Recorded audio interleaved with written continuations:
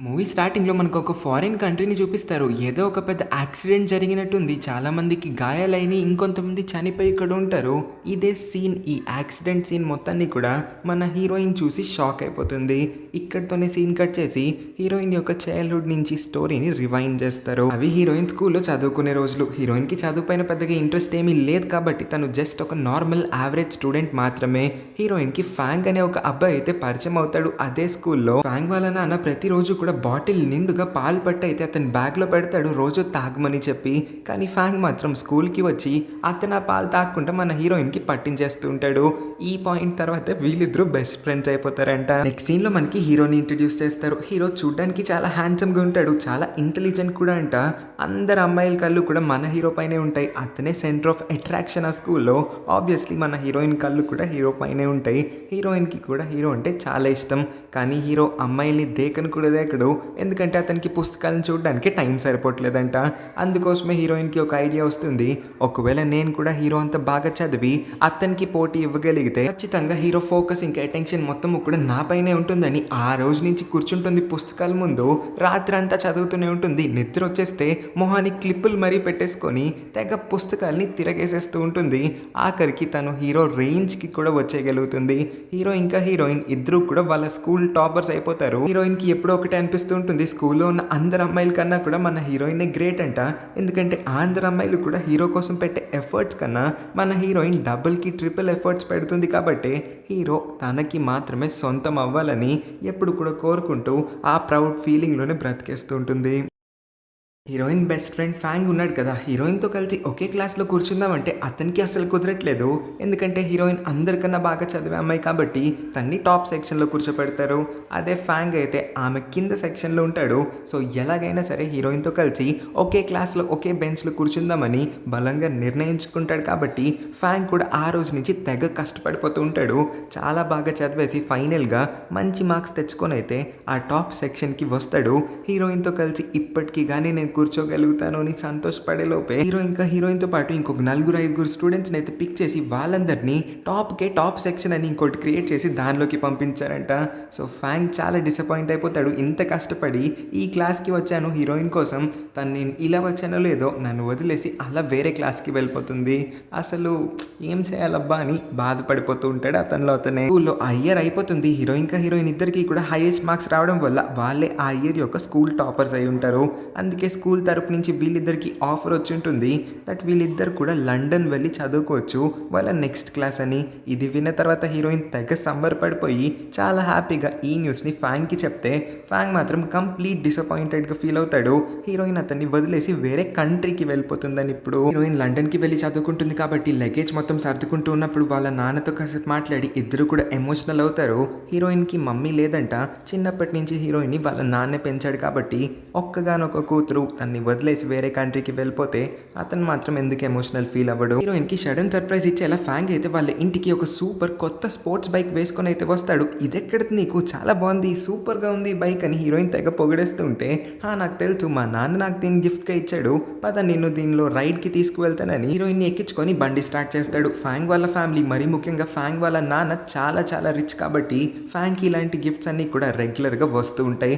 All of a sudden ఎందుకో ఫాంగ్ బండి స్పీడ్ని చాలా వేగంగా పెంచేస్తాడు. హీరోయిన్ వెనకాల భయపడిపోతూ ఉంటుంది. వాళ్ళిద్దరూ ఒక సీ వ్యూ దగ్గర ఆగిన తర్వాత ఇంత స్పీడ్గా ఎవడైనా బైక్ నడుపుతాడు, అసలు నాకు ఎంత భయం వేసిందో తెలుసా, నీకేమైనా పిచ్చి పట్టిందా అని హీరోయిన్ అతన్ని తిట్టేస్తూ ఉంటుంది. నేను బండి మాత్రమే కదా స్పీడ్గా నడిపింది, కానీ నీ లైఫ్ మాత్రం నేను అసలు అందుకోలేనంత స్పీడ్గా పరిగెత్తేస్తూ ఉంది. ఎప్పుడు నేను నీ దగ్గరికి రావడానికి ట్రై చేస్తున్నా నువ్వు నాకన్నా 2 అడుగులు ముందుకే వెళ్ళిపోతూ ఉన్నావు. ఇది విన్న తర్వాత హీరోయిన్ నోట్ నుంచి మాటే రాదు. ఫాంగ్కి హీరోయిన్ గిఫ్ట్గా ఒక విజిల్ అయితే ఇస్తాడు. నీకెప్పుడు ఏ ప్రాబ్లం ఉన్నా సరే ఈ విజిల్ని అలా ఊదు, నేను వెంటనే వచ్చి నీ ముందు వాలిపోతానని ప్రామిస్ కూడా చేస్తాడు. ఓ అవునా, సరే అయితే ఖచ్చితంగా ట్రై చేస్తా, రాకపోతే నీ కాలు ఇరక్కొడతాని కూడా బెదిరిస్తుంది. తప్పకుండా వస్తా అని ఫాంగ్ అయితే అంటాడు.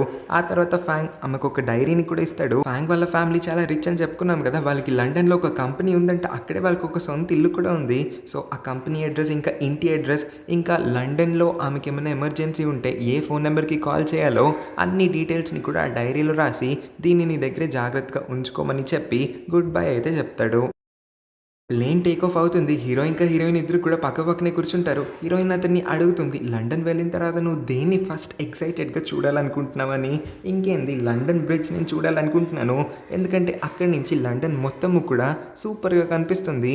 ఆ వ్యూ నుంచి నేను లండన్ మొత్తాన్ని కూడా చూడాలనుకుంటున్నానని అన్నప్పుడు హీరోయిన్ ఏం మాట్లాడదు. ఏదో ఆలోచిస్తూ ఉంటుంది. లండన్‌కి వచ్చేసిన తర్వాత హీరోయిన్ వాళ్ళ కాలేజ్ యొక్క హాస్టల్ డార్మ్ లోపలికి వెళ్ళి తన రూమ్‌లో సామాన్లన్నీ సర్దుకుంటూ ఉన్నప్పుడే తన రూమ్‌మేట్స్‌తో అయితే పరిచయం చేసుకుంటుంది. మొదటి అమ్మాయి పేరు యామి. తనకి షాపింగ్ చేయడం అంటే చాలా ఇష్టం. ప్రతిరోజు ఏదో ఒకటి కొంటూనే ఉంటుంది. వీళ్ళిద్దరు మాత్రమే ఈ రూమ్‌కి అసైన్ అయ్యారు. కానీ అన్‌అఫీషియల్‌గా అయితే ఇంకొక అమ్మాయి వీళ్ళ రూమ్ లోపలికి వచ్చేస్తుంది. ఈ అమ్మాయి దగ్గర పెద్దగా డబ్బులు లేవంట. అందుకోసమే బయట ఎక్కడ ఉండలేదు. ఒంటరి ఆడపిల్ల కాబట్టి తిను వీళ్ళతోనే ఉంటాను ప్లీజ్ అని చాలా రిక్వెస్ట్ చేసుకుంటుంది. తిన పేరే షిన్‌చాన్. షిన్‌చాన్ ఇంతలాగా అడుక్కుంటుంది కాబట్టి వీళ్ళిద్దరు కూడా కాదనలేకపోతారు. లైబ్రరీలో కూర్చున్నప్పుడు హీరోయిన్ కళ్ళు ఆర్పకుండా మన హీరోని చూస్తూ ఉంటుంది. హీరో నోటీస్ చేసేలోపు పుస్తకాల్ని చూసేసినట్టు యాక్టింగ్ చేస్తూ ఉంటుంది. హీరో దీన్ని అబ్జర్వ్ చేస్తాడు కాబట్టి అతనిలో అతనే మురిసిపోతూ ఉంటాడు. బయటకు వచ్చిన తర్వాత హీరోయిన్ అతన్ని అడుగుతుంది, కొన్ని రోజుల్లో మన కాలేజ్లో ఒక బాల్ పార్టీని అరేంజ్ చేస్తున్నారంట. సో నాకు నీతో కలిసి ఆ పార్టీకి వెళ్ళాలని ఉంది. మన ఇద్దరం అక్కడికి వెళ్ళి డ్యాన్స్ వేద్దామా ప్లీజ్ అని అడిగినప్పుడు హీరో కాదనలేకపోతాడు తను అంతలాగా రిక్వెస్ట్ చేయడంతో. కానీ హీరోకి ఇలాంటి పార్టీస్ అటెండ్ అవ్వడం అంటే అస్సలు ఇష్టం లేదు. ఇంట్రెస్ట్ అంతకు మించి లేదంట. మరి అంత ఇష్టం లేకపోయినా సరే హీరోయిన్ అంతలాగా అడిగింది కాబట్టి అతనైతే కొన్ని రోజుల తర్వాత జరిగే ఆ బాల్ పార్టీకి వచ్చేస్తాడు ఆన్ టైంకి. కానీ మన హీరోయిన్ ఇంకా రాలేదు. ఎందుకంటే తను ఆ పార్టీకి ఏం బట్టలు వేసుకోవాలో అని చాలా కన్ఫ్యూజ్ అయిపోతూ ఉంటుంది. ఇంకా మేకప్ కూడా చేసుకోలేదంట. అందుకే చాలా టైం పట్టేస్తుందని యాంగ్జైటీ పెరిగిపోతూ ఉంటే ఇంకో పక్క మన హీరోకి జనాలు ఎక్కువ అయిపోతూ ఉండడం వల్ల పిచ్చెక్కిపోతూ ఉంటుంది. హీరోకి ఇలాంటి క్రౌడెడ్ ప్లేసెస్ అంటే అస్సలు ఇష్టం లేదు కాబట్టి చాలాసేపు వెయిట్ చేసినా సరే హీరోయిన్ ఇంకా రాకపోవడంతో అతనైతే ఇంకా ఆ ప్లేస్ని విడిచి వెళ్ళిపోతాడు. ఇలా వెళ్ళాడో లేదో అప్పటికి కానీ మన హీరోయిన్ రెడీ అయ్యి చక్కగా వస్తుంది. ఎంత వెతికినా హీరో కనిపించకపోవడంతో కొంచెం డిసప్పాయింట్ అవుతుంది. హీరో రాలేదేమో అని అనుకుంటుంది.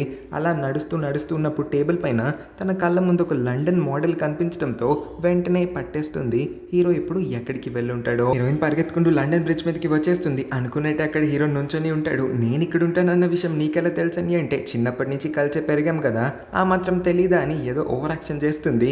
ఫ్లైట్ ఎక్కినప్పుడు బాబు చెప్పనట్టు. కానీ హీరోయిన్ ఇంకా సాడ్ మోడ్లోనే ఉంటుంది. ఎందుకంటే తన జీవితంలోనే ఫస్ట్ బాల్ పార్టీ తను మిస్ అయిపోయిందని. హీరో ఇంత బాధపడుతున్న హీరోయిన్ని చూడలేకపోతాడు కాబట్టి తన చేయి పట్టుకొని ఈడ్చుకెళ్ళిపోతాడు. ఖాళీగా ఉన్న ఒక షిప్ ఎక్కించి అంతా చాలాసేపు అలానే డాన్స్ చేస్తూ ఉంటాడు. ఆ ప్లేస్ చూడడానికి మ్యాజికల్గా ఉంది. లండన్ బ్రిడ్జ్ సాక్షిగా వీళ్ళిద్దరూ కూడా అక్కడ డాన్స్ చేస్తూ ఉన్నట్టు హీరోయిన్ కూడా తెగ సంబరపడిపోతూ ఉంటుంది. ఈ మూమెంట్ని వాళ్ళిద్దరూ కూడా ఫుల్గా ఎంజాయ్ చేస్తారు.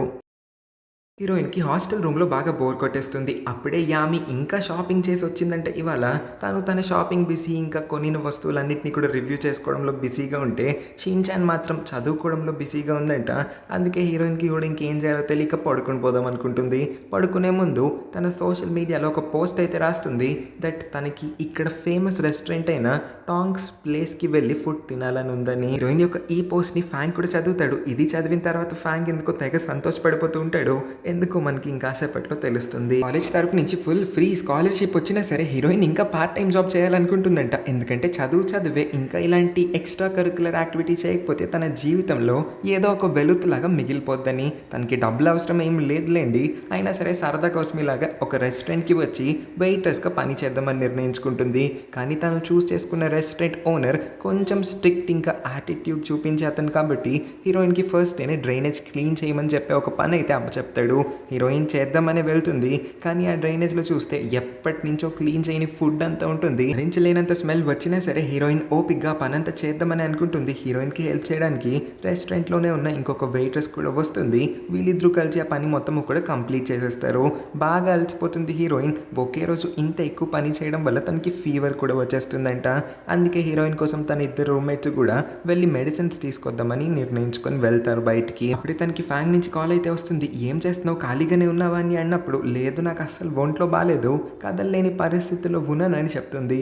అవునా, నన్ను కూడా అక్కడికి వచ్చేయమంటావా, ఫ్లైట్ ఇలా ఎక్కానంటే 2 గంటల్లో ల్యాండ్ అయిపోతాను అంటే, ఏం అక్కర్లేదురా, నువ్వు ఇక్కడికి వచ్చావంటే నా టైం మొత్తం కూడా వేస్ట్ చేస్తావు, ఉప్పర్ సోదంతా పెడతావు, నాకేం నువ్వు ఇక్కడికి రావాల్సిన అవసరం లేదు, నా గురించి నేను బాగానే చూసుకుంటానులే కానీ నీ పన్ను చూసుకో అని అంటుంది.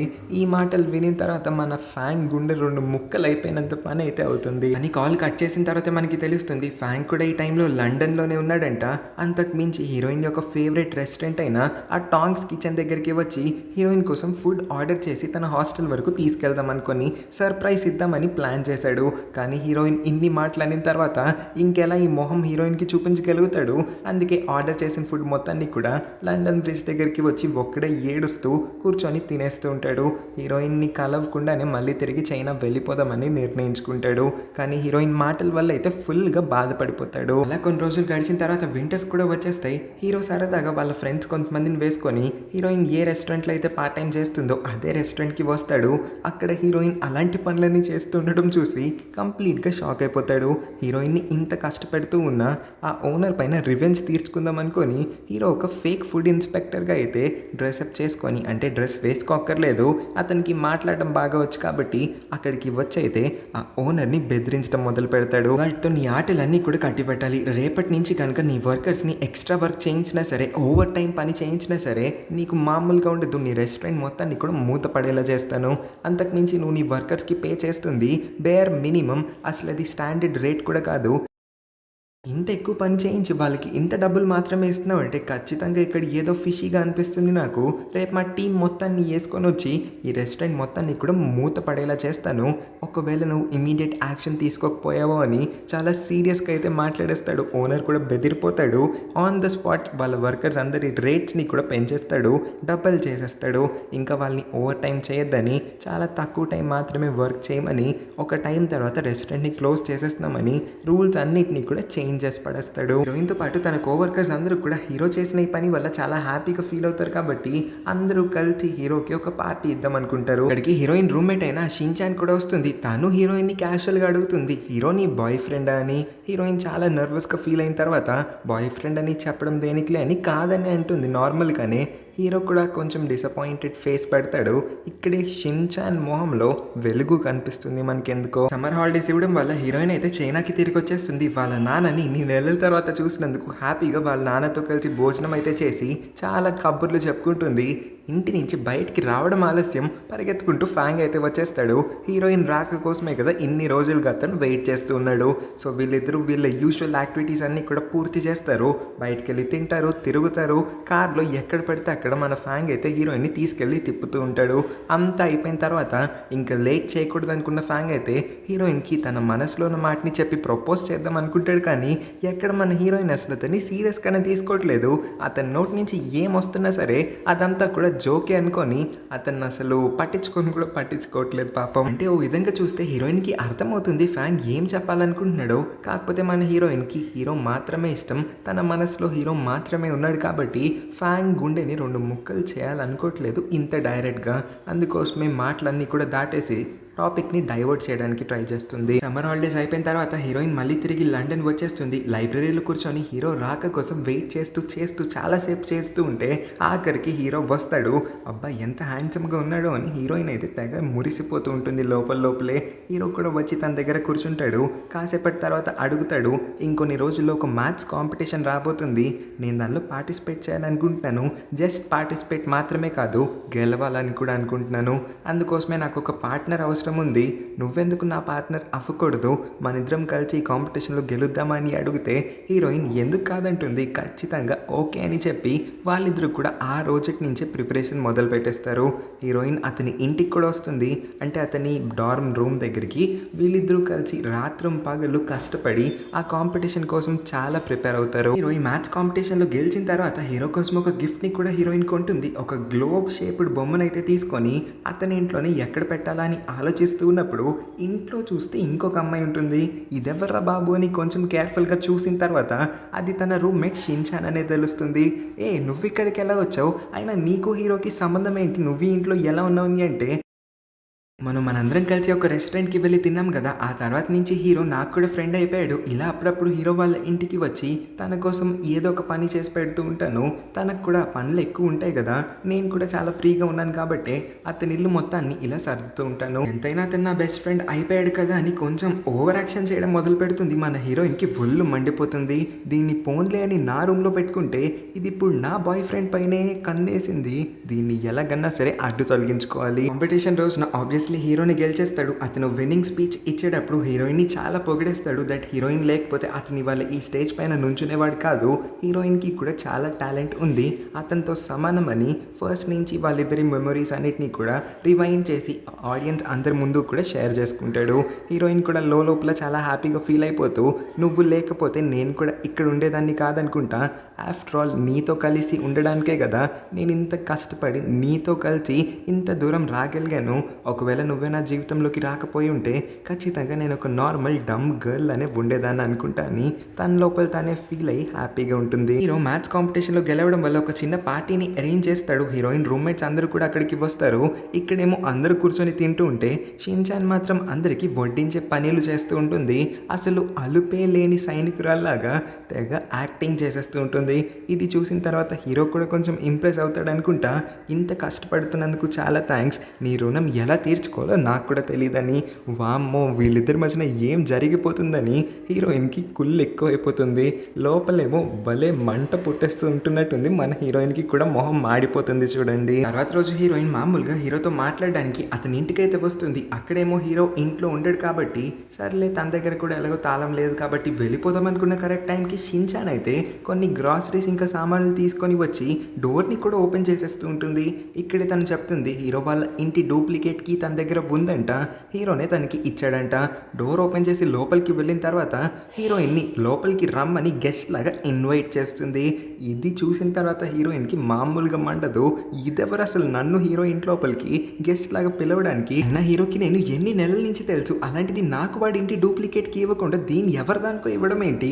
ఎలాగన్నా ఈ విషయాన్ని నేను ఇవాళ తేల్చుకోవాలని చాలా కోపంగా హీరోని వెతకడానికి అయితే బయటకు వెళ్ళిపోతుంది. నీకు షిన్చాన్కి మధ్యన అసలు ఏం జరుగుతుంది, మీ ఇద్దరు నాకు తెలియకుండా ఏం దాస్తున్నారని రఫ్ ఆడించేద్దాం, క్వశ్చన్ల మీద క్వశ్చన్లు అడిగేద్దాం అనుకుంటుంది. కానీ హీరో తన దగ్గరికి స్ట్రైట్గా వచ్చి ఇంకొన్ని రోజుల్లో నా పియానో పర్ఫార్మెన్స్ ఉంది, నాకు కావాల్సిన వాళ్ళు నాకు ఇంపార్టెంట్ అనిపించి వాళ్ళకి మాత్రమే నేను ఈ టికెట్ని ఇస్తున్నాను, నీకే ముందుగా ఈ టికెట్ని ఇస్తున్నాను తీసుకో, ఖచ్చితంగా పర్ఫార్మెన్స్ మిస్ అవ్వకుండా చూడడానికి రావాలని చెప్పేసరికి హీరోయిన్లో ఉన్న కోపం మొత్తము కూడా చల్లారిపోతుంది. సిగ్గుపడుతూ తప్పకుండా వస్తాను అని చెప్పి వెళ్ళిపోతుంది. హీరో యొక్క పియానో పర్ఫార్మెన్స్ చూడడానికి హీరోయిన్ తన రూమ్మేట్ అయిన యామిని కూడా తీసుకొని వస్తుంది. వీళ్ళిద్దరూ సరదాగా వచ్చి నార్మల్ బట్టలే వేసుకొని వచ్చి కూర్చుంటారు ఆడియన్స్ అందరిలో. చూస్తే అక్కడ షిన్చాన్ ఏమో అదిరిపోయే ఏదో అవుట్ఫిట్ వేసుకొని స్టేజ్ మీద నడిచేస్తూ ఉంటుంది, తెగ షో చేస్తూ ఉంటుంది. వీళ్ళిద్దరికి ఏం అర్థం అవ్వట్లేదు, ఈ అమ్మాయి ఇక్కడికి ఎలా వచ్చింది, అంత మంచిగా రెడీ అవ్వాల్సిన అవసరం దానికేంటి, ఎవరిని ఇంప్రెస్ చేయడానికి స్టేజ్ ఎక్కి అలాగా షో చేస్తూ ఉందా అని.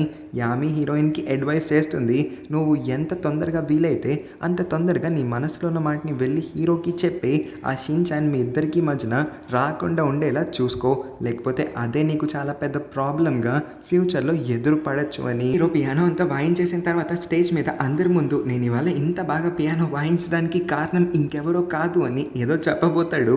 ఈలోపే హీరోయిన్ ఓవర్ ఎక్స్పెక్టేషన్స్ పెట్టేసుకుంటుంది, ఖచ్చితంగా నా పేరే తీస్తాడు, నన్నే స్టేజ్ మీదకి పిలుస్తాడని.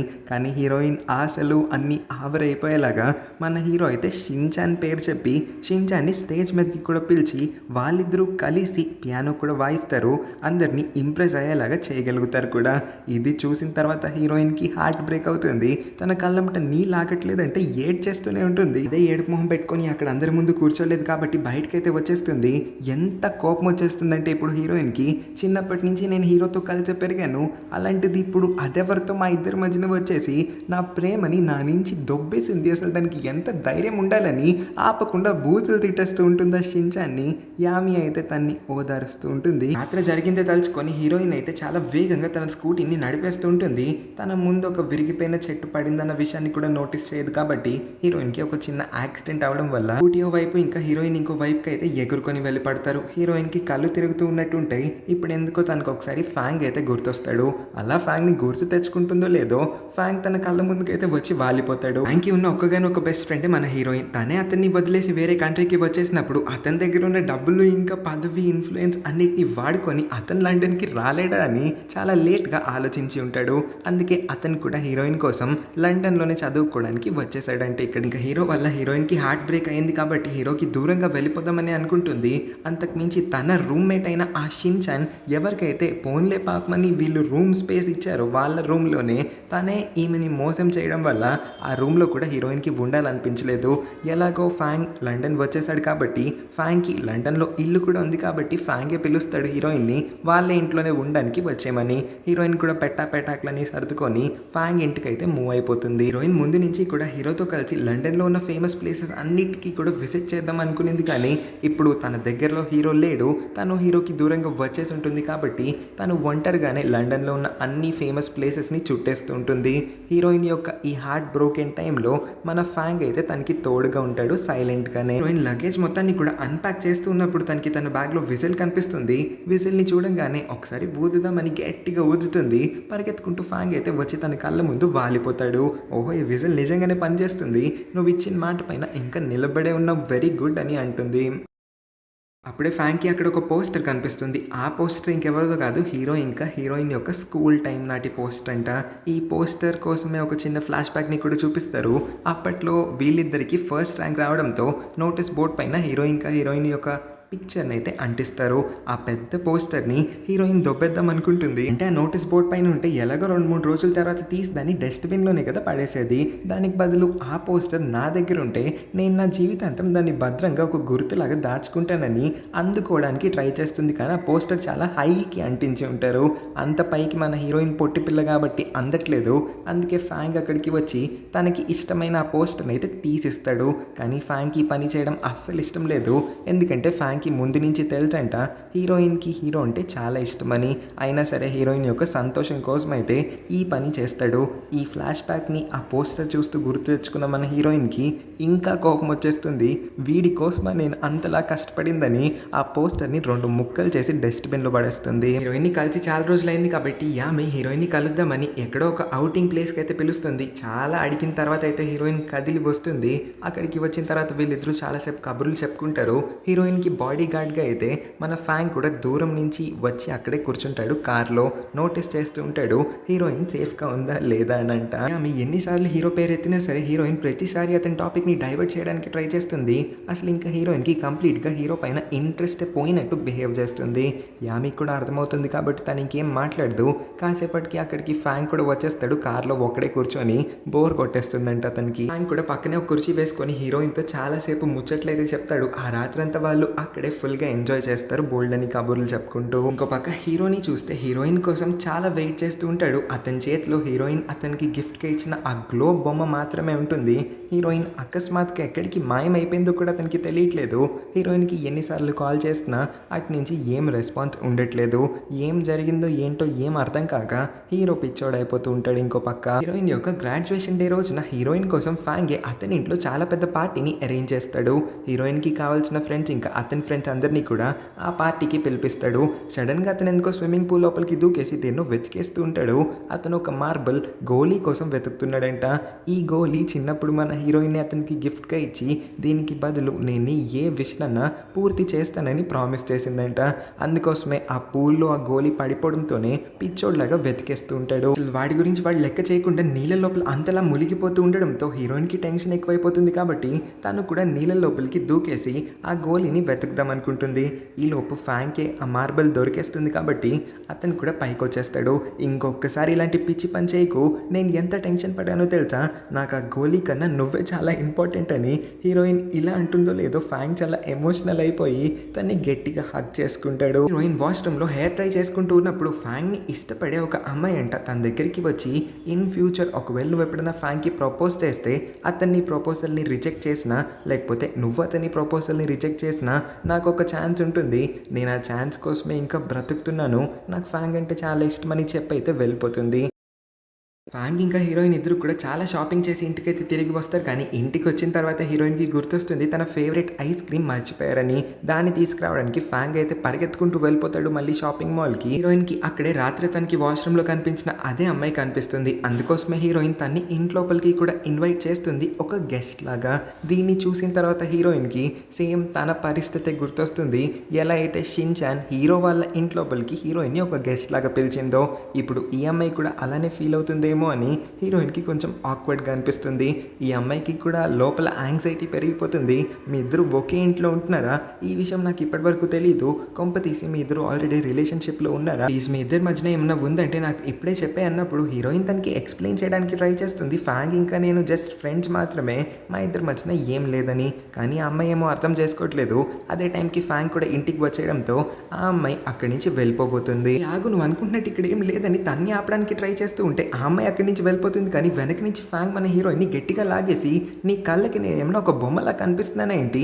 ఎవరికి పడితే వాళ్ళకి నీకు నచ్చినట్టుగా నన్ను వాళ్ళకి ఇచ్చేయడానికి నీకు మనసు అంటూ ఏమైనా ఉందా? నా ఫీలింగ్స్ నీకు ఎందుకు ఇప్పటికీ కూడా అర్థం కావట్లేదు? నువ్వు మరి ఇంత దద్దమ్మవా? చదువు మాత్రం బాగా చదువుతావు కదా, ఇలాంటి వాటిలో నీ బుర్ర ఎందుకు పని చేయట్లేదు అని చాలా గట్టిగా అరుస్తాడు. ఫాంగ్ ఓపిక పట్టలేక షాపింగ్ బ్యాగ్లో నుంచి పాల డబ్బాని తీసైతే ఎత్తి ఫుల్ డబ్బాని ఖాళీ చేసేస్తాడు.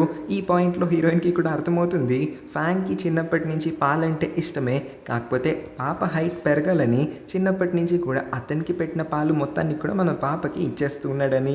వెంటనే ఫాంగ్ అయితే తన్ని హగ్ చేసుకొని, చిన్నప్పటి నుంచి నా మనసులో నువ్వే ఉన్నావు, నువ్వంటేనే నాకు ఇష్టం, ఇంకెవ్వరిని కూడా నేను ఇష్టపడట్లేదు, నువ్వు ఒక్క ఛాన్స్ ఇచ్చి చూడు, గుండెల్లో పెట్టుకుంటాను బంగారం అని ఒక స్వీట్ డైలాగ్ని అయితే వేస్తాడు. ఆ తర్వాత నీకు ఒకవేళ నేను ఇష్టం లేదన్నా సరే నువ్వు ఇప్పుడే చెప్పేయచ్చు, నీకు దూరంగా వెళ్ళిపోతానని అంటాడు. ఫాంగ్ అదే గోలీని చూపించి నువ్వు సంతోషంగా ఉండడమే నాకు కూడా కావాలని అన్నప్పుడు హీరోయిన్కి ఇంకా ఈ పాటికి అర్థమైపోతుంది. కాబట్టి ఫాంగ్ని గట్టిగా వెనక నుంచి హగ్ చేసుకొని, నాకు ఇదంతా అర్థం చేసుకోవడానికి చాలా టైం పట్టింది, బుర్రలో బల్బ్ వెలగడానికి మరి ఇంత టైం ఎందుకు పట్టిందో నాకైతే అసలు అర్థం కావట్లేదు. కానీ నువ్వు నా కోసం ఎంత చేసావో నాకు అన్నీ గుర్తున్నాయి, వాటిని ఎప్పటికీ మర్చిపోలేను. నేను నా లైఫ్ మొత్తాన్ని కూడా నీతోనే షేర్ చేసుకోవాలనుకుంటున్నాను. పద మనిద్దరం డేట్ చేద్దాం, మనిద్దరం రిలేషన్షిప్లోకి వచ్చేద్దామని అతన్ని కూడా అడుగుతుంది.